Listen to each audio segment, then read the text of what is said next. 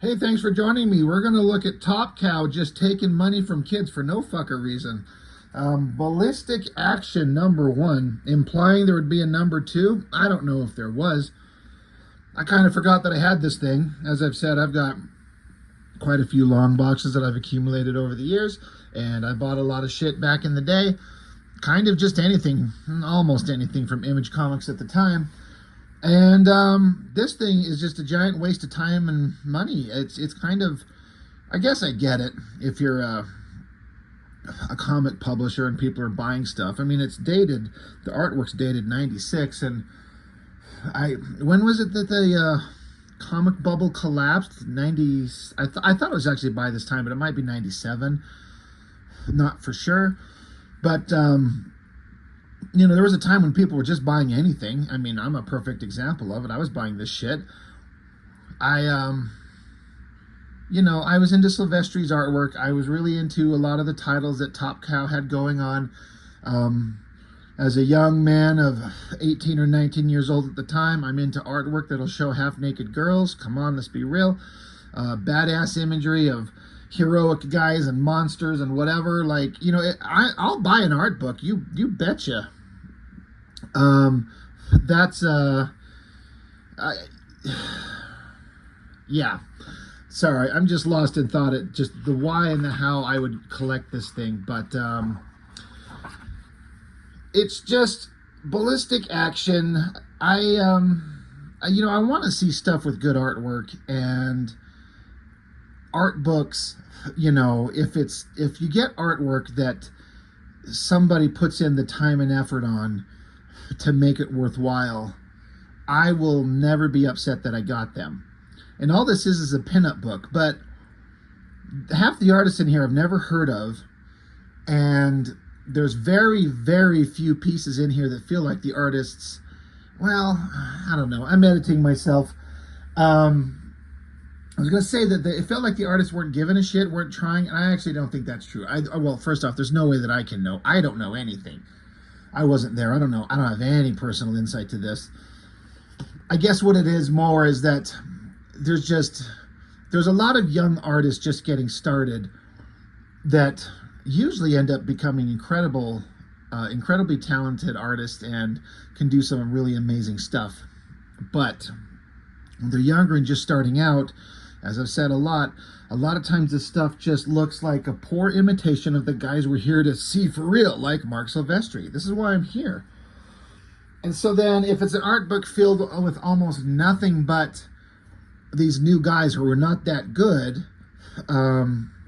it kind of becomes like a big waste of time and money. Often these things have like one pinup in there from the artist that you want to see, and then one or two from other artists you're kind of into, and then a bunch of stuff from guys who are not that good yet, or guys you've never heard of. And that's exactly what this is. With the exception that Silvestri doesn't do anything on the inside of this. We get this cover from him, and this as a cover, as a dynamic image, this fails in every way. Like the jet flying away with the angle, like we're looking up, and the way that they're bailing out, like they're falling through the air. Could we put some like sky tones to make it look like they're falling through the sky? Like, I get what they're doing, but it doesn't look like he spent any time on this. This is probably a 20-minute sketch that D-Tron inked up, and it's like, it's fine-ish, but for a cover from the Lord and Master Marc Silvestri, this is the best we get from him in this thing. Now, normally, like I was saying, you'd get like at least a good pinup in there from him. No, you don't get that at all.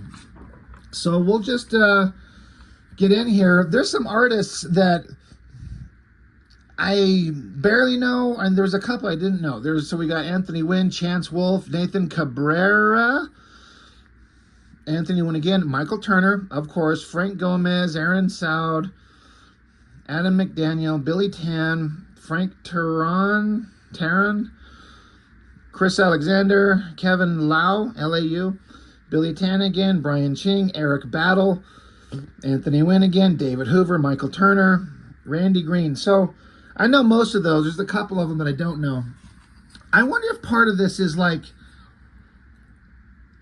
I don't know. I don't know how like the financials work in these kinds of things. If this is like a payday for these artists, like here, drop a image of like the characters from our studio doing cool sporty shit or sexy shit or whatever. Just make like a summer kind of action pose of the characters having fun.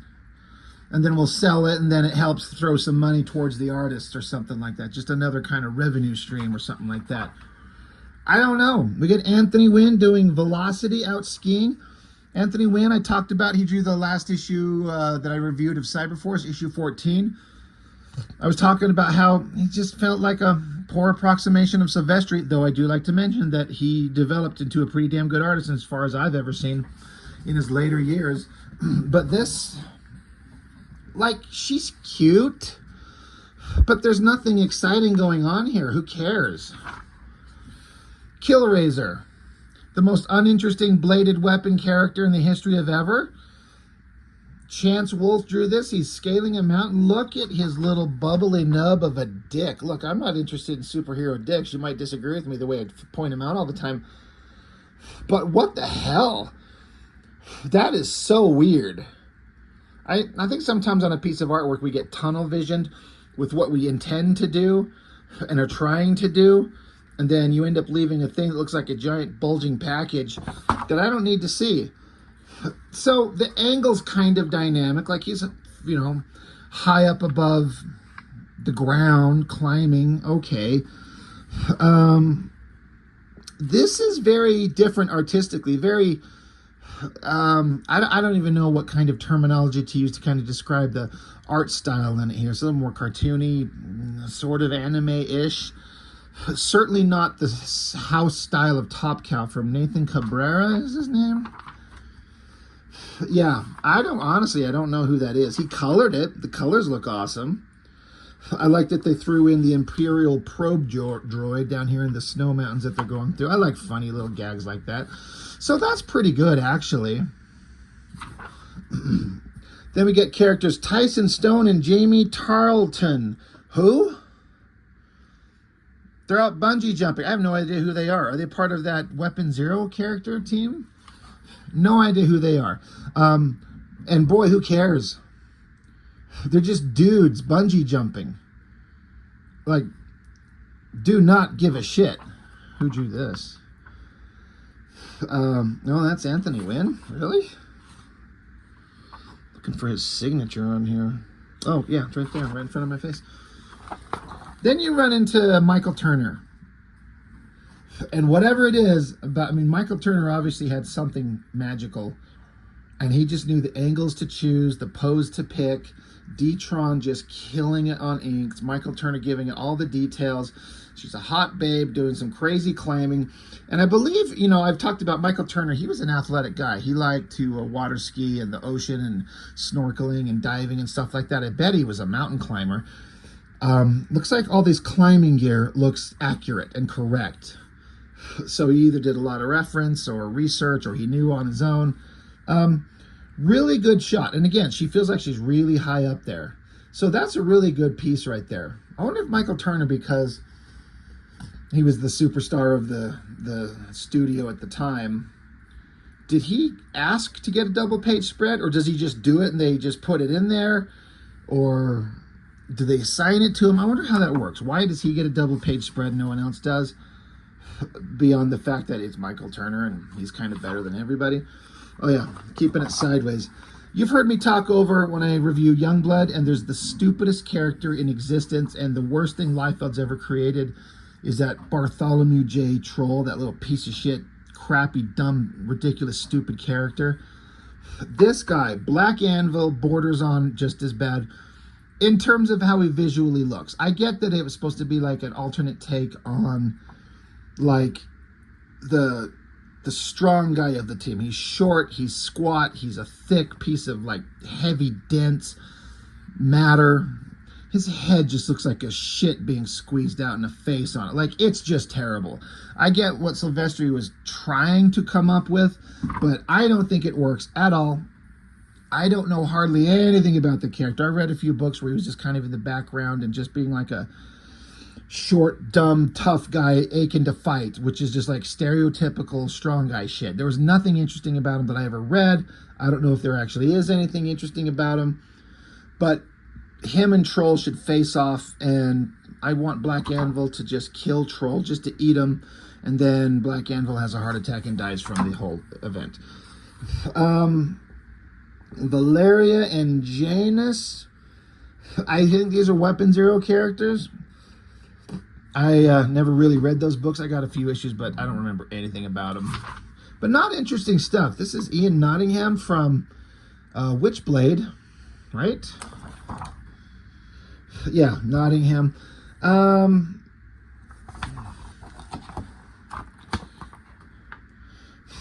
McDaniel. I remember that name. I think he drew some pages in that last issue of Cyberforce that we reviewed, 14, I think it was. A lot of really good quality drawing going on here. A lot of really good anatomy and stuff like that. It feels, I think, I'm trying to discern if this is like shot straight from his pencils or not. Not quite the house style of TOPCOW. I'm not saying that anybody needs to follow that or that they should follow that, but it definitely stands out, and it's certainly pretty dang good. Like, there's a lot of more advanced drawing skill going on here than some other artists from some other studios. But this is kind of okay. You know, Michael Turner made Ian Nottingham in Witchblade dynamic and cool and mysterious and deadly as hell. This guy looks like Conan the Barbarian. And that's it. Like, there's nothing about him that feels Nottingham. Another Weapon Zero character, I think, with the big glove. Like, some people who wouldn't know would be like, is that Witchblade or something? No. This is Billy Tan. He's kind of okay in this era. She's fine, but no big deal.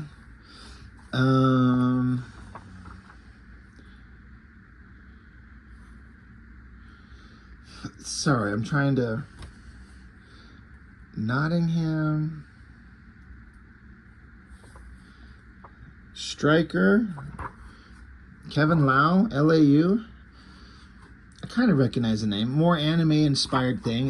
This shot of the guy riding the bike, guy or girl, well, I don't know.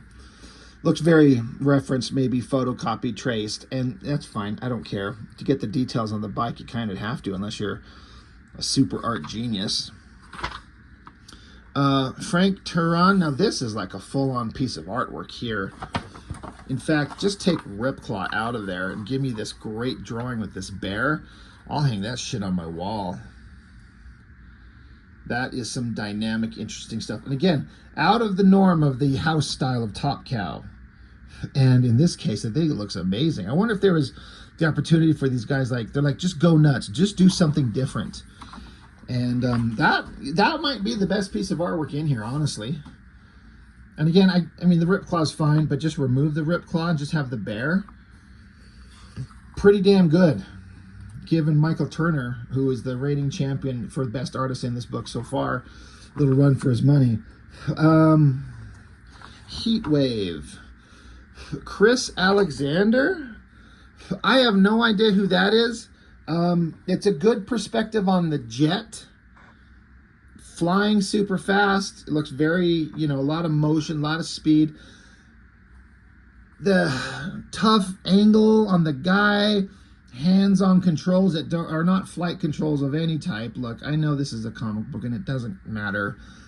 And this is going to sound really stupid because, like, open your mind and be open to crazy sci-fi advanced technologies and ideas. But you fly stacks, jets, and airplanes with the stick and a throttle.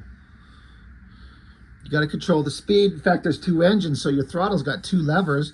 You can split the throttles. Remember hearing Tom Cruise say that on Top Gun Maverick? You can split the throttles to pivot the jet around. You know, there's different things. Each engine is not controlled by one throttle. There's two different throttles. You got to have a stick with different controls. You don't just hold handles. But it's a comic book. It's Cyberforce. It's hyper advanced. So I kind of don't mind all the technology. The intensity of the, like, I'm going Mach 10, like Mr. Thomas Cruise. Just, this is like the very stereotypical gritted teeth, angry kind of Image Comics stupid face that you see in a lot of these early artists, mimicking the Lees and Silvestris and Liefelds. That's the thing that takes me out of it the most, is that god-awful face. The rest of it's kind of good. So, anyway. Enough of my nonsense on that. Billy Tan again. This is Scrap Freeman. Who the fuck is Scrap Freeman? Yeah, Billy Tan. I do not know what I'm looking at, except that you probably can't tell, but the resolution reproduction on this is shit. I feel like this is a smaller image that they blew up, and the resolution wasn't there. It also looks like it's just straight pencil and then colored. Whoever this character is, flying some speeder bike things around like a track that they hover around. Like, the idea is kind of interesting. It's just, I look at that once and I'll be like, well, I'm done. Nothing interesting there. Kenneth Irons, Brian Ching drawing that. That's another name I've heard. Not a bad angle. Like, the figures are kind of standard, boring, comic booky stuff, but the details on the boat, the sail coming behind them, the severe angle of the clouds in the sky in the background, kind of going at this curved angle, and the coloring on it, it's pretty dang good. Kind of digging that. Impact, everyone's, I was going to say second or third most boring strong man of all these super teams, the worst being Maul. Second worst is maybe Brahma. Anyway, Impact. He was never a big deal. Surfing. How big of a surfboard does this guy need to float on the water? It's kind of fine. No big deal. Anthony Wynn doing Killjoy underwater against a shark. That's fine. The coloring's pretty good. This one, Dave Hoover. Never heard that name before. If I have, I don't remember it. Kind of exaggerated sexy babe pose with tits pointing up, ass pointing up. The sci-fi water boat jet ski speeder thing is kind of okay, but ultimately this Misery character, it's not great. It's not up to par of what the other TOPCOW guys could do. So I don't know who that artist is. Once again, a Michael Turner image. Got to flip the book sideways because he's going to do some awesome shit. I'm pretty sure this is pre-Fathom. He's probably working out his ideas for Fathom. But this is Witchblade, underwater with the dolphin, all the underwater life, just the stuff that Michael Turner's going to get into big time when he gets done with his Witchblade run and moves on to Fathom. Again, great coloring. J.D. Smith on that, because of course. So that looks pretty good. Because it's Michael Turner, and that guy almost never disappoints. Artist signature. Am I blind? Oh, Randy Green. Jesus, sorry. I guess the coloring's fine. It's like a bright day. I never cared for the stupid little robotic pet thing, Cece, I think its name was. And it's kind of silly. We're going to get a double-page spread of like the teenage Velocity in like a hypersexualized pose. And it's essentially a nude figure, like painted skin. And I'm not saying that as a negative, because when you draw that figure that good, even though it's a little bit, I hate to use the word cringe in a way, because it's clearly we're just pointing her bare fucking snatch ass right at us. But I feel like I followed Randy Green. I think he started drawing Witchblade for a while after Michael Turner left, and then there was some rotating artist. But Randy Green, if I remember correctly, was drawing Witchblade for a while, and he like really tried, but I don't feel like he ever got there. Like, he just never got dynamic and interesting. It was just kind of okay, if I'm remembering correctly. But what I'm getting at is I feel like he had some solid reference for this shot, because anatomically it's sexualized and pushed into like that cartoony comic book figure. You know, tiny waist. Of course, you always got that tiny little curve and the boobs and then the big round butt. But it's shaped really, really well. Like, That's as good as an ass as Silvestri would draw. And I know it sounds dumb. I'm sitting here like, it's kind of embarrassing to have, you know, hypersexualization of a character's ass pointing at you, but then I spend how much time sitting here telling you that's really fucking good. Look, I love drawing sexy babes too. I really, really do. And if I could pull off a figure that looks that hot with that, all those little curves and shapes, and the little notches and the little ass cheek going into the lower hip, if I could get the shape of that body to look that good, I would be happy, and he should be. It looks really good. That's a spectacular figure, and it's hot as hell, and we're staring right at her essential naked ass. Like, you could just get in there with some colorist in Photoshop and just remove her clothes, and then now she's naked. I'm not saying you should do that, but if you do, message Rob on Instagram. Anyway, a pretty good shot. And that's it. So it's essentially fluff. For $3 back in '96, there's nothing going on in there outside of, again, if you're an artist, like I was drawing, you know, I was learning to draw at the time, and I wanted to be a comic artist, and I was following this stuff. And so getting to see artists do kind of cool pinups, I was on board with, and I still am. But when it's like there's like 3 or 4 out of 20, whatever, how many? Gee, it says there's only 19. And then you don't even get a Silvestri one. It just, after the fact, it just feels like a way to just take money from kids. But I'm happy to give my money if you really, really put art in there that's really worth it. So I don't know. I guess it could be worse. There's worse things out there that was going on at the time. I remember over at Extreme Studios, they did like a, Youngblood Battle Zone, where it's just a bunch of like technical drawings of the weapons of the Youngblood team, like their truck and their helicopter and the weapons the characters had. Well, that was an absolute waste of money, and I've already reviewed that one. This is at least artists trying to do something interesting, and you get a couple of good things and end on a solid ass shot. So I guess it's fine. Anyway, Ballistic Action from TOPCOW. Taking our money, and some of us were happy to do it, myself included. So anyway, that's all I got. Thanks for watching. Bye.